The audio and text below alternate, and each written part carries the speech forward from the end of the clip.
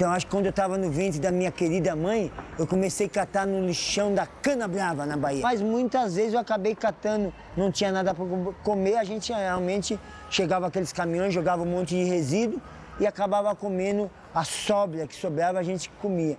Aí o aterro fechou, eu fui para Salvador e continuei a catar. E aí, muitas vezes em Salvador, passando no centro de Salvador, vi aquelas lojas famosas, né? Aí eu passando numa loja daquela, vi um comercial e aquilo me chamou a minha atenção. Um pessoal sentado na mesa, família Doriana, né? E, pô, que bagulho é esse de família Doriana?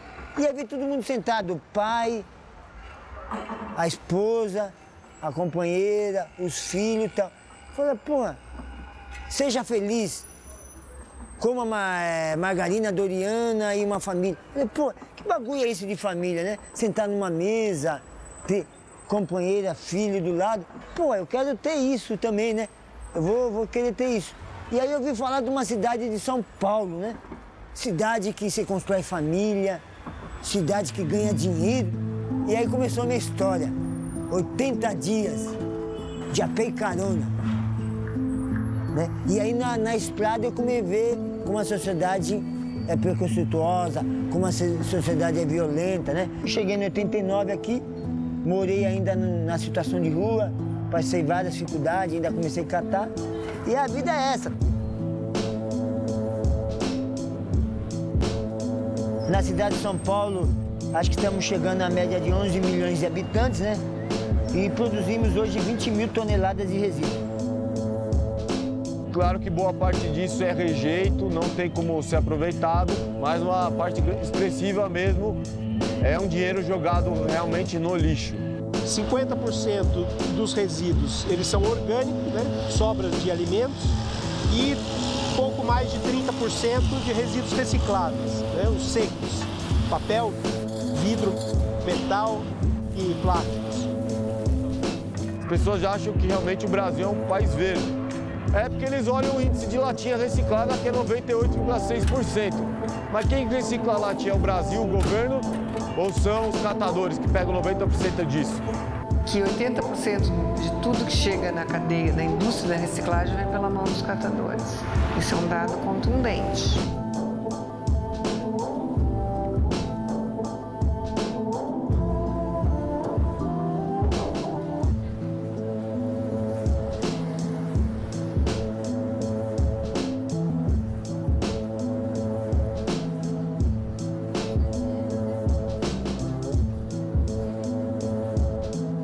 Eu acho que 15 anos, 16 anos, trabalho com esse cara.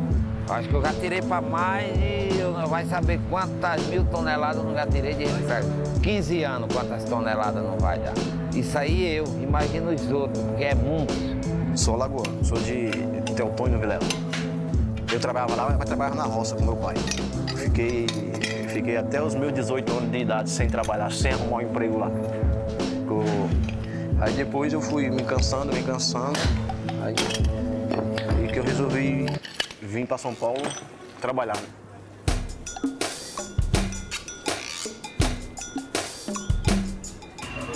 Sou de Catanduva, interior de São Paulo. Sou da Cachoeirinha, paraibano. Eu fugi de Maceió para cá. Nova Iguaçu, Baixada Fluminense. Eu sou tecelão, metalúrgico. Só que não tem serviço. Não tem serviço. Não tem serviço. Vim pra cá pra procurar uma vida mais melhor. E, na verdade, eu sou pedreiro, né? Trabalhei em lava rápido, né? Trabalhei na área como doméstica, de cozinheira. Fui proprietário de 11 peças. Fui feito na Bahia, mas eu nasci em Bauru. Sou um piauiense, eu nasci na Bahia. Maranhense. Ceará. Da Bahia. Do Piauí, Maranhense. Ceará. da Bahia. Do Piauí, Não tem serviço. Trabalhava de faxineira. Não tem serviço. mais melhor. E eu tinha uns amigos que trabalhavam na reciclagem. Aí um dia eles pegaram e me convidaram. Eu pedi as contas para trabalhar na reciclagem. Eu comecei em 86. Trabalhar com carroça. Pô, vale a pena. Porque é o seguinte, eu vou trabalhar por conta própria. Aí estava recebendo seguro-desemprego, pedi para sair da usina lá. Surgiu uma vaga dentro do ferro velho e me chamaram para trabalhar aqui. Aí fui fazer uma retirada na rua, gostei da rua e fiquei trabalhando. Aí já comprei uma carroça. Separei da mulher, beberam muito, enchi na cara. Pedi uma carroça emprestada e tô na rua, puxando carroça. Eu já tinha uma amiga conhecida que já morava aqui trabalhando de doméstica. Aí me trouxe pra cá pra trabalhar de doméstica. Só que a família era muito chata, sabe? Aí eu fiquei. Aí nas minhas folgas e à noite eu ficava na rua catando latinha. Tenho mais de 13 anos de catadora de reciclagem. Crio meus filhos através da reciclagem. Eu tenho que contar no dedo, viu? Que é muito filho e eu perco. São 12. 2 não era minha, né? As 2 meninas que a mãe abandonou. Então eu tinha 55 anos na época. Eu falei pra minha esposa, eu falei, se eu não conseguir com esse 56º, eu vou catar papelão na rua. E fui. Falar que até eu já catei um papelão uma época, mano. Então nós catava latinha, enchia as latinhas de terra pra pesar mais, ia vender no ferro velho, papelão também, molhava os papelão pra pesar mais. Favelada é foda, né, mano? Nós tem que fazer um dinheiro de qualquer jeito, né, mano?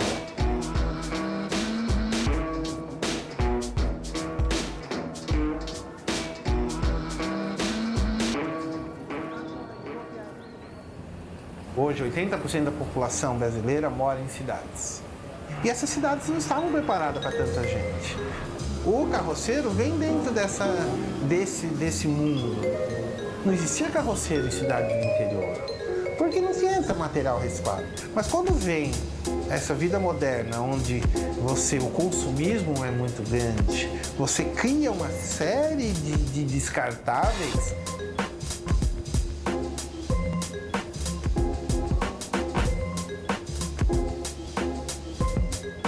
A profissão da catação de material reciclável ela é muito antiga, né? Já tinha aquele homem que andava pelas ruas de São Paulo com um saco nas costas, recolhendo material reciclável para poder prover seu sustento. Aquele ator urbano, aquela pessoa na cidade do passado, que era chamado o homem do saco, né? Para amedrontar as crianças e dizer, ou faz isso, nós vamos te entregar para o homem do saco. As pessoas que vivem na reciclagem são pessoas socialmente que marcam anos de exclusão. Não é só problema de mercado de trabalho, são problemas de famílias mal estruturadas, são problemas de educação de base ruim, né? E falta realmente de acompanhamento dos órgãos públicos.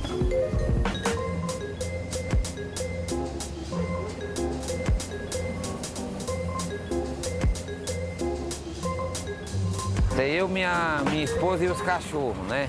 Aí eu tenho que deixar ela em algum lugar. Eu tenho que deixar ela com os cachorros em algum lugar para mim que eu possa sair com a carroça, entendeu? Eu tenho tudo aí, tem fogão, tem bujão, tem essas coisas e tal. Dorme eu, mais uns amigos embaixo da carroça. Tem um lugar certinho, né? Calmo, sossegado. Cheguei na situação de rua com 11 anos de idade. Tive alguns problemas familiares e aí eu resolvi que eu ia cuidar da minha vida sozinha. E a rua, ela te ensina muita coisa boa e muita coisa ruim. E uma das coisas que a rua ensina é você se defender. Porque eu não tinha dinheiro, não tinha estudo, eu não tinha como trabalhar.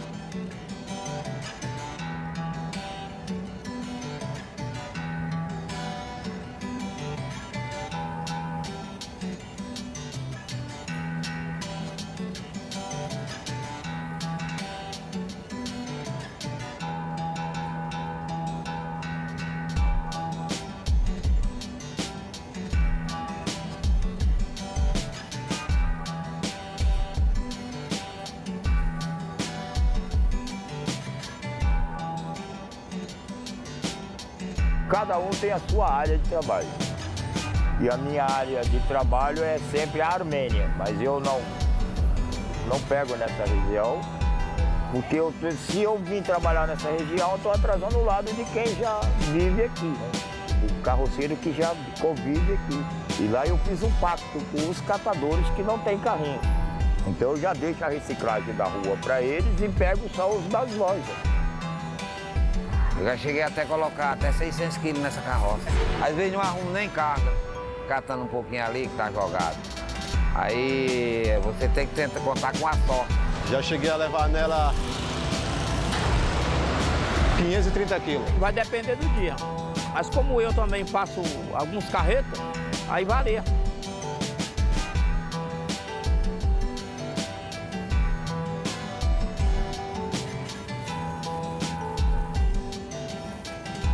No resíduo você pode encontrar várias questões. E aí você acha umas coisas legais. Você acha roupa, acha objeto, mas você acaba achando um feto de uma criança no meio do resíduo. Isso é ruim, né? Sabina, você abre um saco e você vê uma criança, uma vida ali, né? Por que será que foi jogada ali, né? E aí a cabeça da gente começa a pensar, por quê? Não tinha condições de criar? O sistema... Infelizmente o sistema obriga a tudo isso.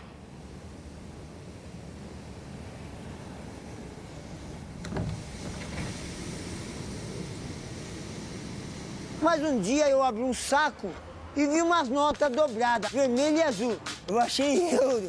Até euro os caras tá jogando, né, mano? Até euro. Pode jogar mais aí que a gente acha. Da reciclagem, ó. CD, bastante CD, tudo funcionando. Carregador de celular, tem bastante ali, um saco cheio. Móvel da reciclagem, celular, a gente acha. Quando um carroceiro resgata, de fato, alguma coisa de uma lixeira, aquilo tem um novo sentido diante da utilidade pessoal que vai ter, ou simplesmente para gerar renda e gerar sobrevivência material dele. Por que alguma coisa que é descartada aqui, ali serve, ali é útil, ali é valorizada e assim sucessivamente. E olha na nossa casa a quantidade, cada um tem um celular que usavam bons, mas porque aquele acessa uma rede, você vai em favela de barraco, você tem uma televisão de 29 polegadas de plasma, mas a pessoa não tem um fogão, cozinha na lenha. E os carroceiros não, são diferentes. Porque a sociedade, infelizmente, ela só pensa no capital. Ser bem na vida, você tem que ter carro bonito, tem que ter roupa de marca. O fato é que é comum a todo mundo que compra a sensação inevitável de que há um momento em que a satisfação gerada pela compra de mercadoria se desfaz. Se isso vai gerar resíduos, isso é consequência de um processo maior. Um consumista padrão que frequenta shopping center e gasta todo o seu salário comprando mercadorias, ele não faz a mínima ideia das consequências socioambientais que está sendo causada por ele. Porque o Brasil é rico de recursos naturais, mas um dia eles vão acabar.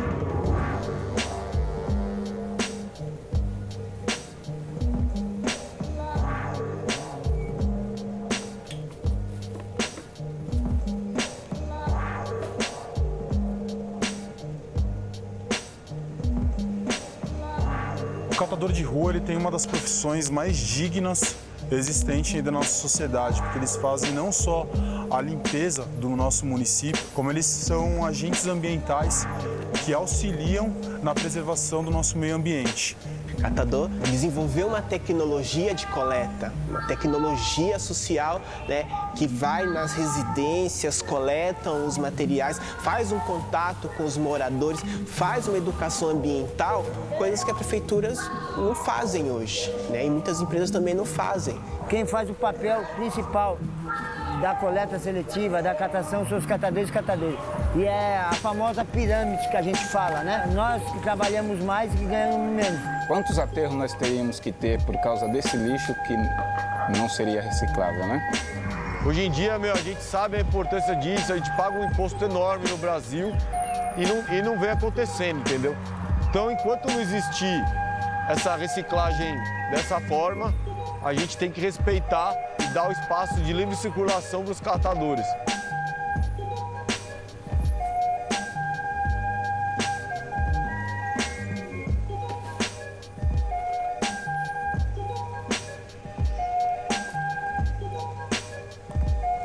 Hoje nós coletamos, ainda colaboramos com o meio ambiente, com o poder público, né? E com a sociedade.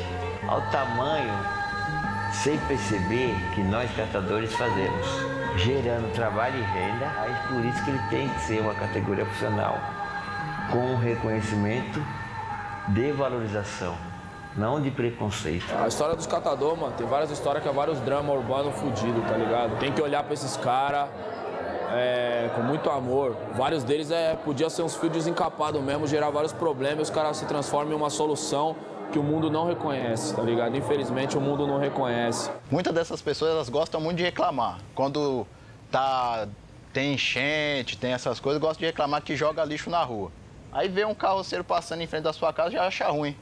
Ele está tirando o lixo da rua, está evitando que dê mais enchente. Ou seja, eles querem que façam as coisas, que retirem o lixo mais longe deles. Eu acho que as pessoas teriam que se sensibilizar mais com isso, né? Porque se não fosse o catador tirando o lixo que eles jogam na rua, nem eles conseguiriam andar. De tanto acúmulo que seria de lixo, e eles não conseguiriam andar com aqueles carros bacanas dele.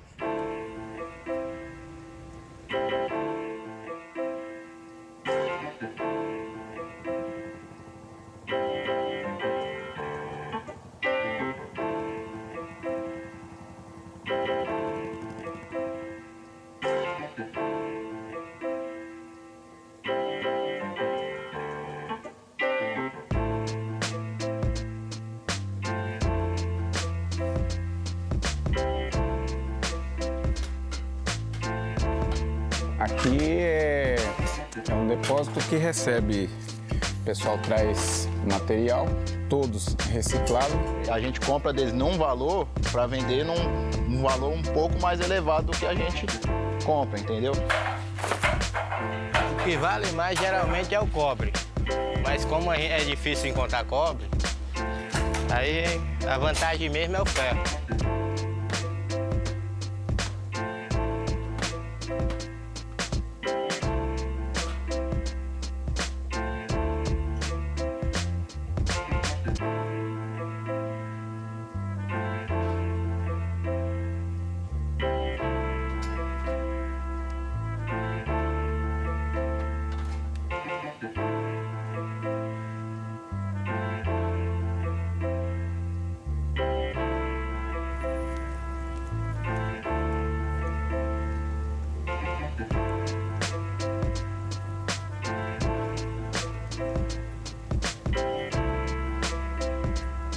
Eu consigo tirar por dia 100, 150, dá para tirar o leite da criança, né? Se o dia for ruim, eu tiro 40, 50 reais. Pô, 35 reais, só o papelão. Essa caminhada que nós demos. Dá pra ganhar uns 300 por dia. Tem dia que não dá nada. Dá dinheiro e muito. Tá tirando 900, R$1.000. Um dia pelo outro pode pôr 40 reais, né? 10 para almoço, 10 para janta e 5 do café vai me cobrar. Vai me sobrar 10 conto, 15 para o outro dia, né?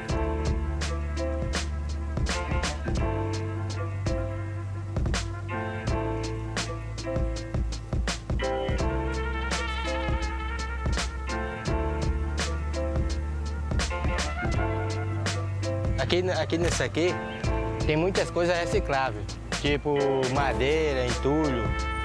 Mas só que aqui em Pinheiros não tem onde comprar isso aqui. Aí geralmente é reciclável, que não se vende aqui na área, a gente joga aqui no ecoponto.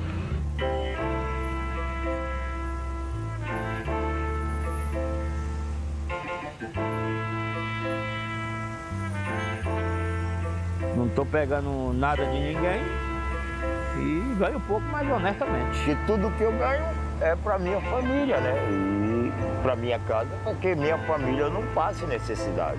Meus filhos estão crescendo aí e falaram, filho, não seja igual para não, vai estudar para ser alguma coisa na vida.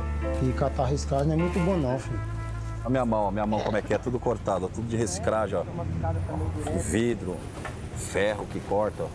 Tem um 3 dedos aleijado na mão, reciclagem. Machuca, né? Às vezes você vai pegar uma latinha dentro de um saco, tem vidro. Porque puxar carroça não é fácil, não. Se você não souber puxar ela pisar a roda pega no pé dela, que você quebra um braço rapidinho. Eu já bati em carro, aí tô até pagando o carro. Não, eu tô vindo com mais de 600 quilos de ferro, né? Só que eu tô descendo na descida com tudo. O cara tá na minha frente e ele breca com tudo.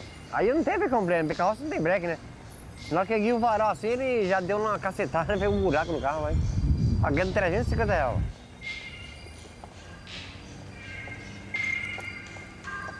Eu tava na Teodoro Sampaio ali, peguei pra sair, aí veio um carro.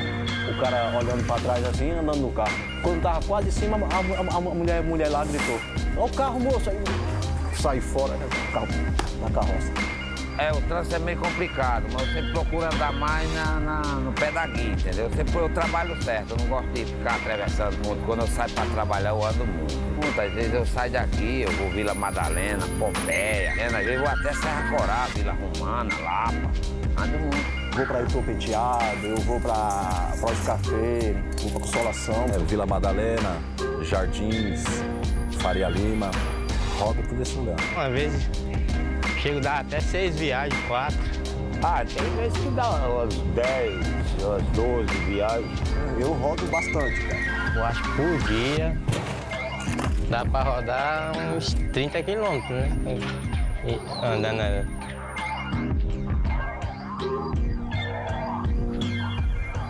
Eles têm, assim, muito problema. Coluna, na parte ortopédica, de falta de ergonomia, eles seguram muito peso, né? As carroças são muito pesadas. Eles têm lesões nas mãos muito grandes, nos pés também. Eles têm frequência de acidente com material biológico, material contaminado, material sujo, que é fonte de tétano, fonte de infecção. Você anda todos os dias, em primeiro lugar, você não aguenta o pico dos 5, 6 dias direto, entendeu? Por causa que cansa muito, é muito pesado, muita subida, descendo.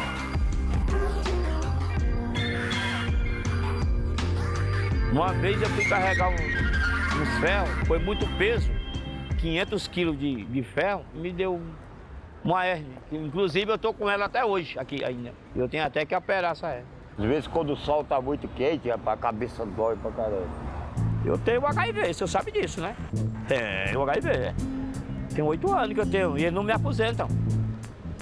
Já teve 3 anos que eu dou início no INSS, quando chega no final da minha aposentadoria, ele não me aposenta disso. Ele me nega o laudo que você é forte, que você pode trabalhar. Aí eu falo pra ele, pô, mas você não deixar eu morrer para depois dar recaído morrer e tudo? Catador avulso, primeiro ele trabalha de forma desumana, ele trabalha de tração animal, isso não é justo.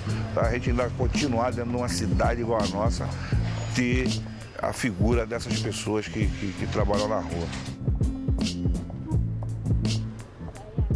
Se ele não tiver um lugar estruturado, como que ele vai começar? Ele vai ficar com o saco nas costas? Como que ele vai levar uma quantidade boa no saco nas costas?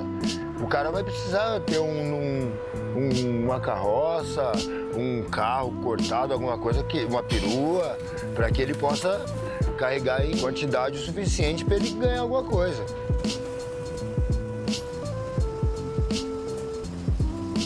Os caras tiram 200, 300, 400 reais por mês para sustentar a família. Assim, não dá para continuar eles morando e vivendo daquele jeito. Não tem dignidade humana. Eu não acho que é desumano, não. É desumano quando você é obrigado a fazer. Eu acho que a identidade do catador é o carrinho.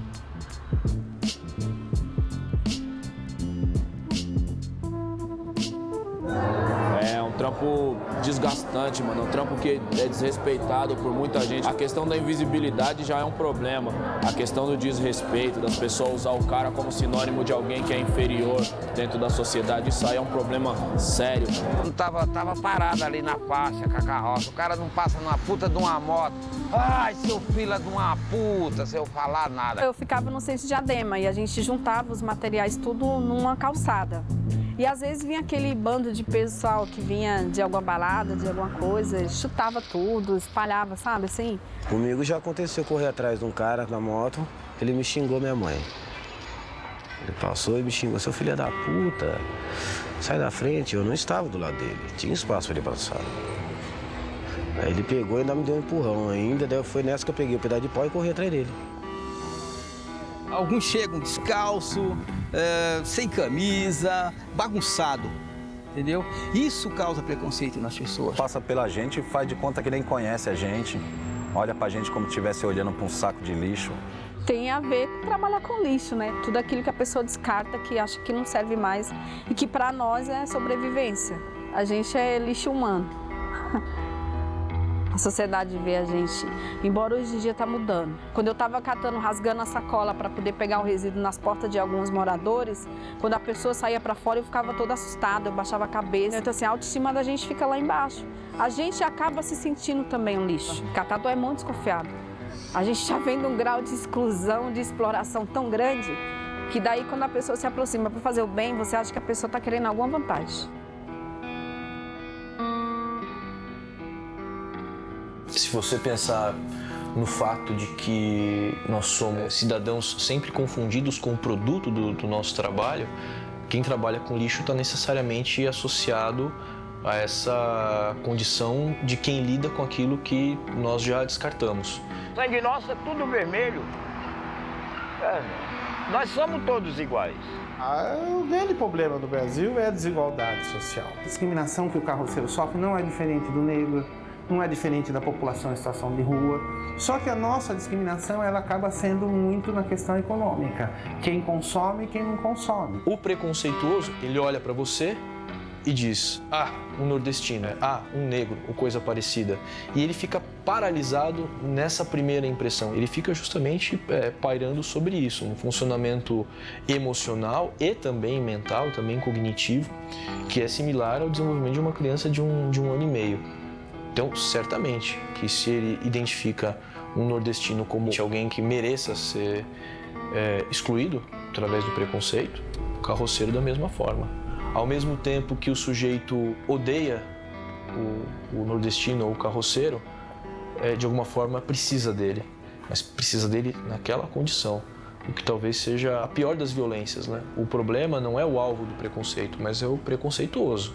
Numa sociedade vinculada por divisões de classe, a base dessa pirâmide é uma base que não pertence a esse universo e, ao mesmo tempo, é o elemento funcional desse universo. Você exige que ele exista para o seu funcionamento, mas ele não participa completamente. As diferenças sociais são muito demarcadas.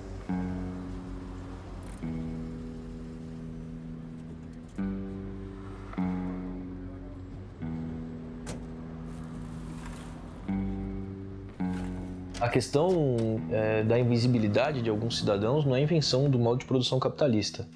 O que o capitalismo fez foi naturalizar o fato e torná-lo alguma coisa admissível, como se isso fosse imutável. A invisibilidade de alguns sujeitos depende da cegueira dos outros. E se a gente focar o problema não nos invisíveis, mas naqueles que são cegos, nós vamos encontrar pelo menos duas coisas importantes do ponto de vista psicológico: imaturidade e insensibilidade. Porque o que interessa sou eu.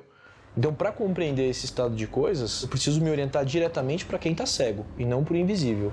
O invisível, infelizmente, está numa condição de esquecimento moral e psicológico, porque nós, burgueses, de alguma forma, estamos insensíveis a isso.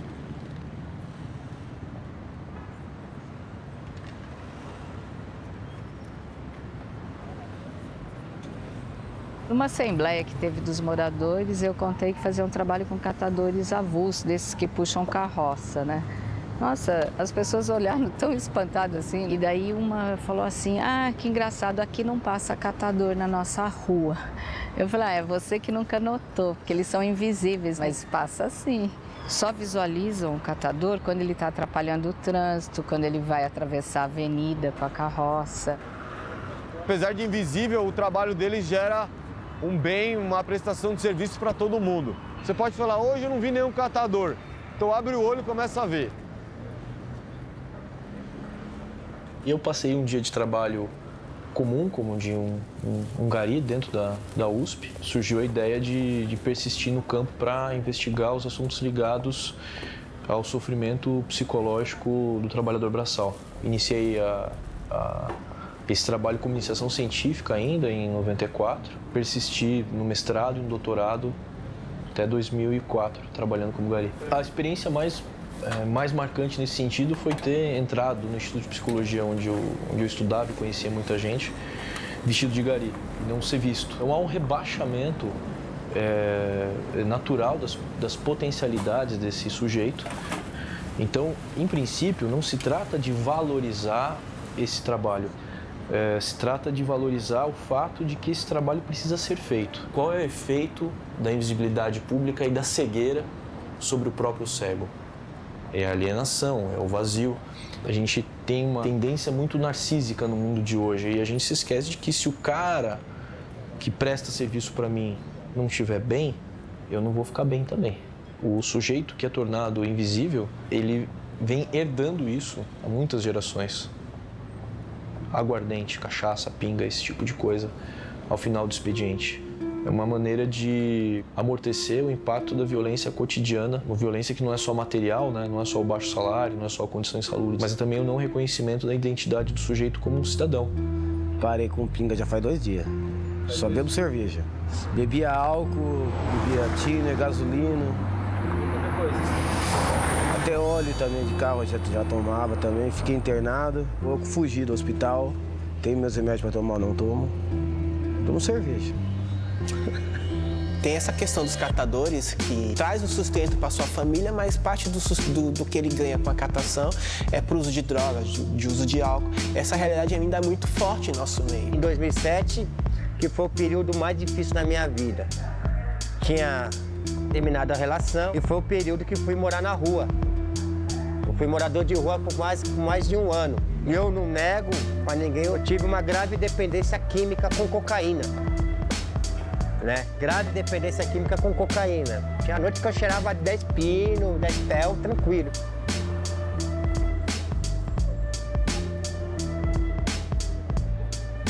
A gente é muito tirado, cara.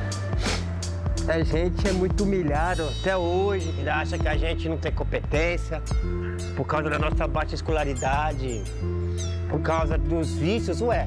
Não é só catador, favelado e pobre que tem problema com crack, cocaína ou maconha, mano. Mas, né, a grande mídia vence só que é o pobre, o nóia. Antigamente a gente não era valorizado nesse ramo de reciclagem. Hoje nós temos um valor melhor. Depois que surgiu o PIP, dos grafiteiros aí que se reuniram, fundaram o PIP Mais Carroça. Hoje ele vai pra rua com o seu carrinho, coleta o material, e às vezes puxando o seu carrinho na rua, ou com a sua Kombi grafitada pelos artistas, né, Mundano, Crânio, que acaba tirando essa cidade cinzenta, acaba sendo uma cidade mais colorida.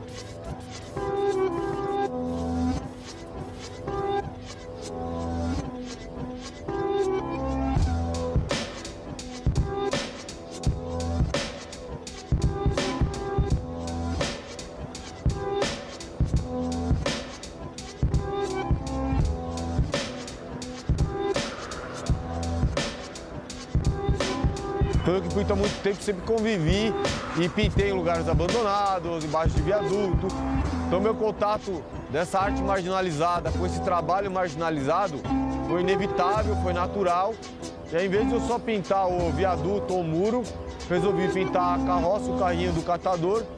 E isso fez com que instantaneamente aumentasse a autoestima do ser humano que estava ali invisível, né? Que vão começar a falar sobre o catador, e não como um catador de lixo, como tem gente que chama, mas como um catador de material reciclável. Então, o PIB Mais Carroça que a gente procura também dar, além da autoestima, o tratamento ao catador, a gente procura dar também segurança. Com a própria pintura, a cor, você dá mais visibilidade. Com as fitas refletivas, dá segurança ele trabalhar à noite. A gente pode colocar espelhinhos, a gente pode dar segurança para o trabalho dele com luvas, que são, na verdade, materiais básicos, né? Mas para alguém que está mexendo com material contaminado, com vidro, não adianta ignorar o problema. Chega, a turma vê a carroça bonita, vê com telefone, aquelas coisas, me liga, faço uma mudança, me dá uns ferros, uns papelão, coisa que nunca aconteceu comigo, aconteceu esse ano. Nunca ninguém me dava atenção, médico, para mim no médico é muito difícil. Quando eu ia mal atendido nos hospitais, lá me atenderam bem. Vejo pieira, viu dente, viu box, viu tudo. Comi, bebi.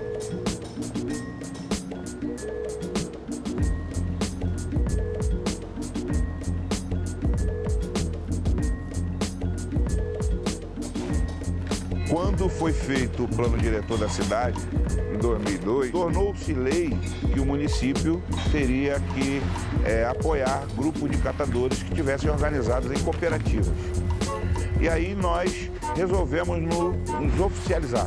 Basta ter um grupo de no mínimo 20 cooperados, ter o espaço e daí dá para se formar uma cooperativa. E no início, quando a cooperativa foi fundada, ela foi com 22 catadores que se uniram, né, em prol de tentar ter maior volume de material coletado para negociar de forma melhor e ter aumentar um pouquinho a sua renda. A cooperativa é uma sociedade sem fim lucrativo.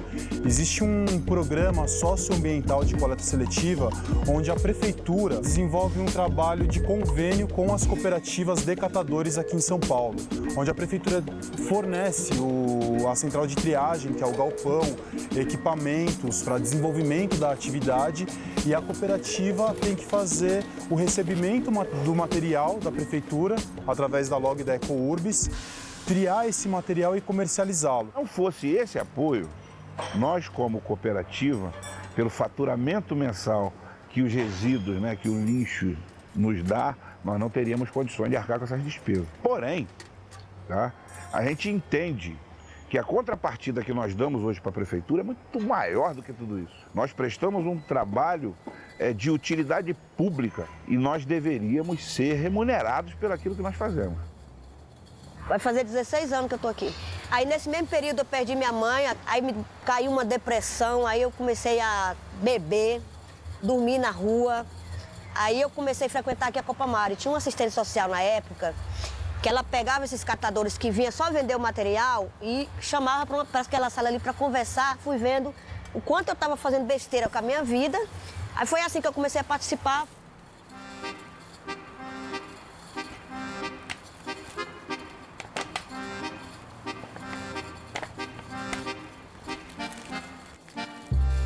E a história da Coopercat foi uma história de resistência. Não só a minha, porque tinha muita gente que estava trabalhando, mas estava querendo vir para a cooperativa, que acreditava e tal. E aí, quando eu entrei a primeira vez no galpão, eu olhei aquilo lá, eu lembro até hoje, eu olhei para Denise, virei para Denise, abracei assim, gordinha, nós chegamos. Agora não tem mais como nós voltar mais não. Foi onde tudo começou a mudar na minha vida, assim, literalmente. Porque eu entendi que os meus filhos não podiam estar na rua, não podiam estar na catação junto comigo, que eles tinham que ficar estudando. Eu não sabia escrever nem meu nome, eu não sabia o que era cidadania.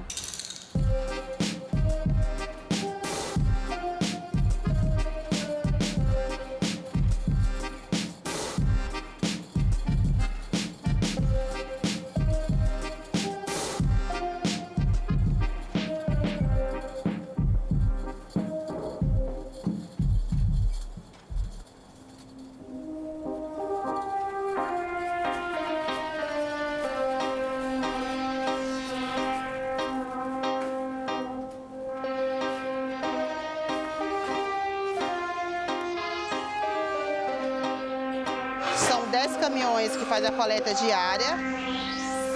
Aí uma parte dos material é descarregado aqui.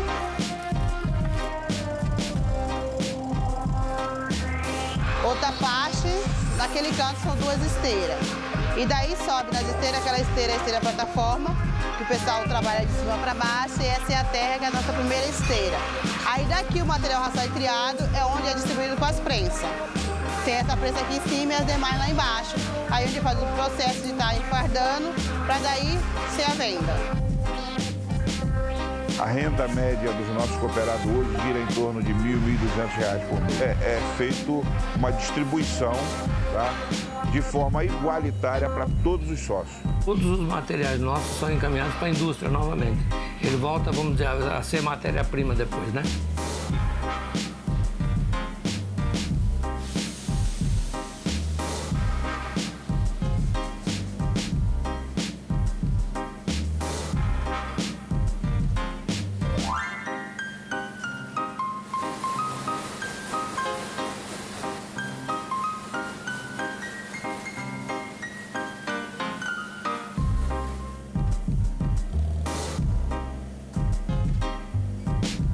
Ferro velho é aquele negócio. Você trabalha muito e não tem nada, nunca tem nada. Eu te pago, entendeu? Na hora, tudo, mas olha, é um valor que fica nada. Eles roubam na balança, você não tem um controle, sabe? E todo catador de rua tem um dono, não adianta dizer que não tem, a gente sempre tem um dono. Sempre tem um ferro velho que é dono da gente. Você vê muitos catadores puxando carroça, mas a carroça não é dele. A carroça é do ferro velho, que aluga aquela carroça e quando ele chega com o material, tem que pagar o aluguel da carroça, entendeu? E aí o que sobra para ele ali é muito pouco. Aqui ele vai trabalhar não exposto ao tempo, né? Sol, chuva. Ele trabalha com EPI, ele tem mais segurança.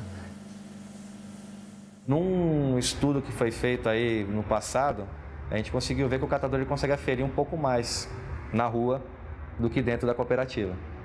A cooperativa ela estava, na época que a gente fez esse levantamento, em torno de R$800, R$600, e o catador estava tirando R$1.500.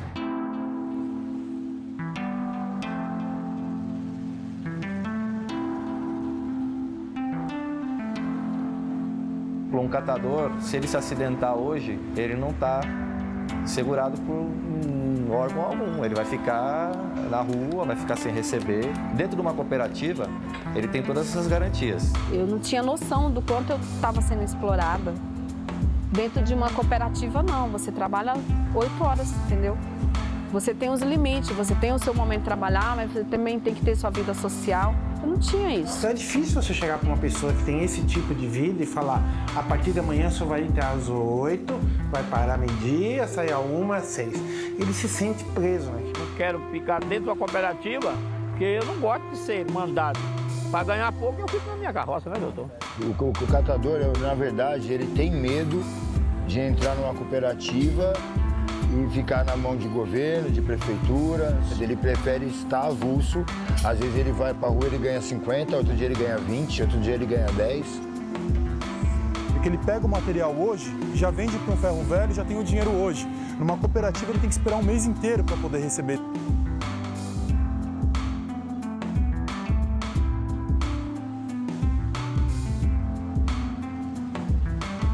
A cooperativa ela absorve quem está na margem da sociedade. Pessoas que é usuário de droga, pessoas que é usuário de álcool, com idoso.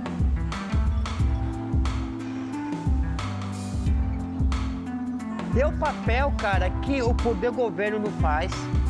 Quem faz esse papel de reinclusão social e econômica, principalmente da autoestima do ser humano, são os empreendimentos, no caso dos catadores, que têm o foco em economia solidária. A gente não só recicla o lixo, a gente recicla vida.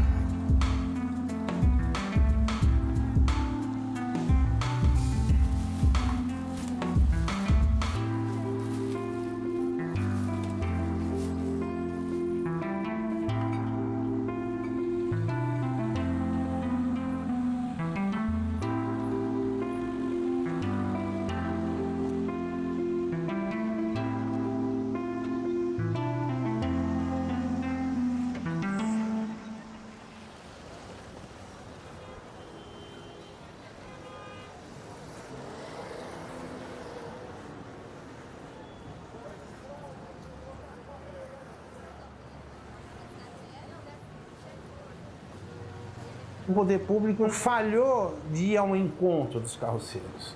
Você tem que estar junto, você tem que criar cumplicidade, você tem que criar nele uma confiança que você possa mudar e respeitar o estado de exclusão dele.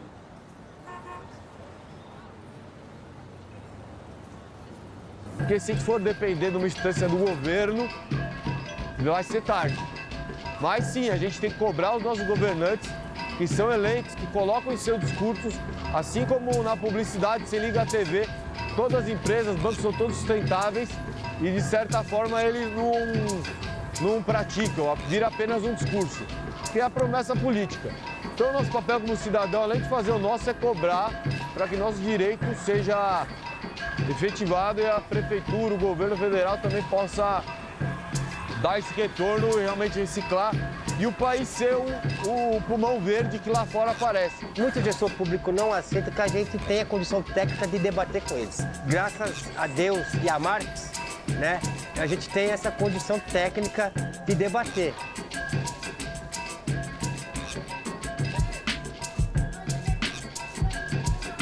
Toda a questão de luta do catador começou através do carrinho. Aí surgiu o movimento a partir de 2001, com 1.700 catadores. O nosso principal objetivo é lutar pelas políticas públicas. A partir do primeiro encontro também ganhamos o primeiro conhecimento, que foi a CBO, né, que é a classificação brasileira de ocupação. O movimento hoje ele cresceu muito em todos os estados, né, através das conquistas, das políticas nacional, né, que também foi uma conquista do movimento, né. A Política Nacional de Resíduos Sólidos indica a responsabilidade pelo ciclo de vida dos produtos. Tem que integrar catador e tem que ter ações consorciadas. Mas eu queria dar destaque para o papel do setor privado. Eles devem entrar desde o início do processo, que é desenvolver produtos melhores. Eles devem participar de todo o processo de conscientização e devem principalmente viabilizar instrumentos e estratégias de ação para a recuperação efetiva dos resíduos. Ela prevê que a responsabilidade é de todos e cria a logística reversa, onde todos vão ser responsabilizados pelo consumo e pelo pós-consumo. O que a maioria das empresas grandes estão fazendo? Chega para as cooperativas de catador e oferece uma prensa, uma balança e não sei o quê. E não é isso que a lei está dizendo. A lei está dizendo o seguinte: pague pelo serviço de logística reversa. A gente presta serviço. No setor privado, aquele mesmo que sempre nos escravizou durante séculos, hoje quer estar dando uma de bonzinho. Eu não quero ser tratado nunca como coitadinho. Eu quero ser tratado enquanto profissional, enquanto trabalhador.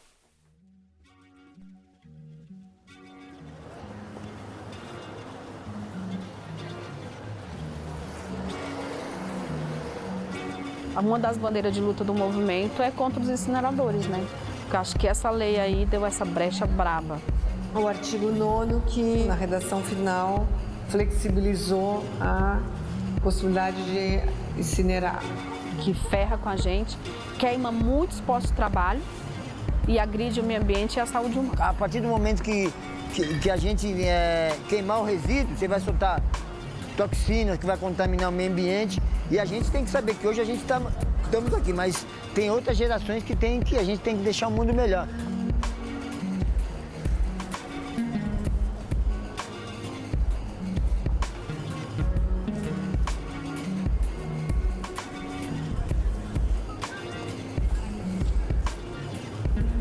Claro que não é que a gente é a favor de ter carroças, que é um trabalho quase que sobre-humano, de tração humana, que me lembra, né, escravidão e tudo mais.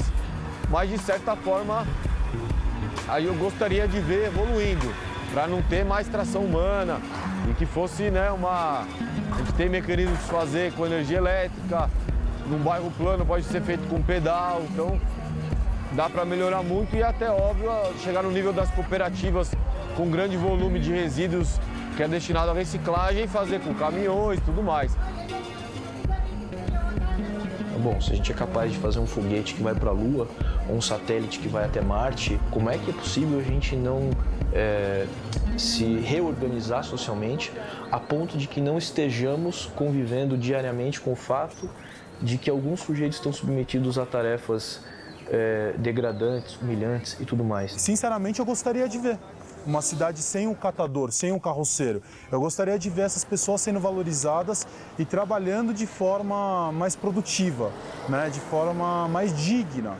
Agora, sinceramente, eu não vejo hoje nenhum trabalho sendo desenvolvido para esses catadores. Hoje eu não consigo ver e a minha perspectiva de um futuro próximo é que continuem esses catadores puxando carroça aqui em São Paulo ainda. Eu acho que a carroça ela é uma necessidade de sobrevivência. Não pode eu chegar a dizer que é burro sem rabo, como nós tínhamos essa discussão no início dos 2000. Falavam como se estivesse fazendo a defesa da dignidade dessas pessoas, que não podia se ter esse tipo de condição. Soa meio vazio e artificial, porque se você não tem alternativas, não pode dizer que aquilo ali não pode acontecer. Quando foi criada a central de triagem, justamente foi para eliminar a figura do catador. Tá? Fazer com que essas pessoas que trabalham na rua venham para dentro da central de triagem e tenham melhores condições de vida, tenham uma vida mais digna. Por mais que nós tenhamos a tentativa de modernizar as relações de produção ou as relações de trabalho vinculadas aos carroceiros, dando a eles um plano de saúde, salário, mesmo que isso ocorra, isso não descarta o fato de que a forma de produção da qual eles fazem parte é a permanência de uma herança que tem a sua origem no processo escravocrata brasileiro. Melhorar a vida das pessoas é o mínimo. Talvez a cooperativa seja esse caminho.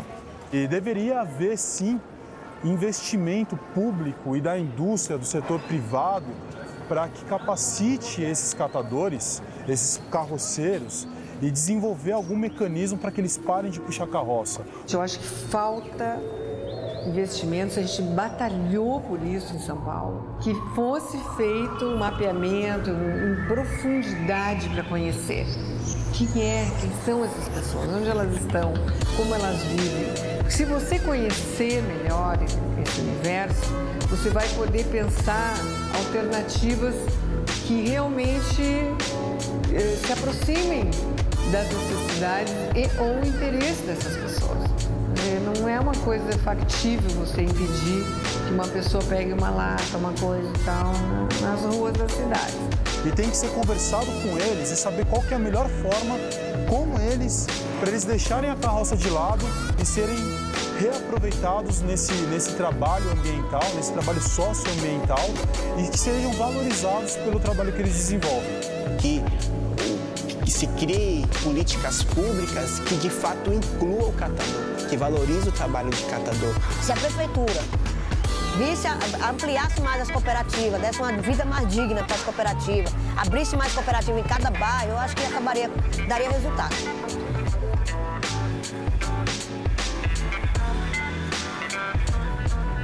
E não dá para a sociedade não se responsabilizar pela geração de resíduos, né? E não se responsabilizar por esses trabalhadores, né? Que estão, de algum jeito, fazendo benefício para o poder público, para a sociedade como um todo e para a natureza. Se você não tiver uma elevação do nível de consciência das massas, de você criar formação nessa população, lideranças, pessoas com consciência, então o trabalho com os catadores não pode se limitar à questão da geração de renda e da inclusão social. E a solução de tudo isso aí se resumiria das pessoas ter compaixão e lembrar que elas é ser humano igual todo mundo. Que o corre do cara é igual, é tão importante quanto o corre de várias outras pessoas, quanto eu, quanto você com a sua câmera, quanto qualquer outra colocação profissional. O que precisa quebrar esse paradigma de que catador é coitadinho. Catador não é catadinho, isso é uma profissão. A responsabilidade por tornar a sociedade menos desigual é do próprio cidadão. Só que como que a gente vai falar da questão de cidadania, sendo que as pessoas hoje não praticam mais a cidadania? As pessoas não têm uma educação hoje, infelizmente, uma cultura de prática de cidadania. Se a gente realmente tiver noção de que a gente ignora este sujeito, porque o trabalho dele deve ser extinto como profissão, a gente vai lutar não para que o trabalho dele seja melhor ou mais fácil ou coisa parecida, mas que não exista isso como profissão. Devemos valorizar o trabalho do carroceiro? Não. Devemos valorizar o sujeito que está trabalhando como carroceiro. E se a gente de fato o valorizar, a primeira coisa que a gente vai fazer é acabar com essa profissão.